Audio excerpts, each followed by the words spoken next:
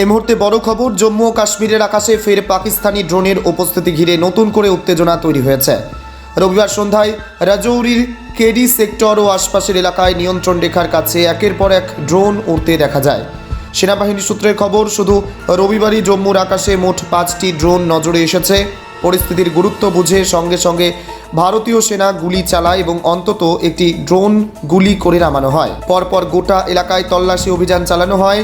গত 48 ঘন্টার মধ্যে এটি দ্বিতীয়বার রাজৌরির আকাশে ড্রোন ওড়ার ঘটনা।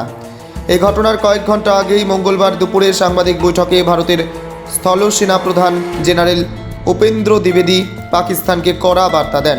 তিনি স্পষ্ট ভাষায় বলেন, জম্মু কাশ্মীরে ড্রোন অনুপ্রবেশ কোনোভাবেই বরদাস্ত করা হবে না এবং বিষয়টি ইতিমধ্যেই পাকিস্তান সেনাবাহিনীকে জানানো হয়েছে। তার বক্তব্য অনুযায়ী শনিবার থেকে এখনও পর্যন্ত মোট 8টি ড্রোনের সন্ধান পাওয়া গেছে।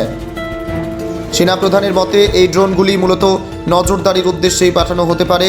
ভারতীয় বাহিনীর প্রস্তুতিতে কোনো শিথিলতা বা ফাঁক আছে কিনা তা খতিয়ে দেখাই তাদের লক্ষ্য। একই সঙ্গে তিনি আশঙ্কা প্রকাশ করেন এর মাধ্যমে জঙ্গি অনুপ্রবেশের পথ খোঁজার চেষ্টাও হতে পারে। উল্লেখযোগ্যভাবে এর আগে শুক্রবার একটি ড্রোনের মাধ্যমে অস্ত্র ও গোলাবারুদ সীমান্ত পেরিয়ে ভারতীয় ভূখণ্ডে ফেলা হয়েছে বলে সন্দেহ করা হচ্ছে। মঙ্গলবার দুই দেশের director general of military operations এর মধ্যে ফোনে কথা হয়। সেই আলোচনায় ভারত স্পষ্ট করে জানিয়ে দিয়েছে এই ধরনের ড্রোন অনুপ্রবেশ অবিলম্বে বন্ধ করতে হবে। তবে এখনও পর্যন্ত এই বিষয়ে পাকিস্তানের পক্ষ থেকে কোনো আনুষ্ঠানিক প্রতিক্রিয়া মেলেনি। সীমান্ত এলাকায় একের পর এক ড্রোনের উপস্থিতি।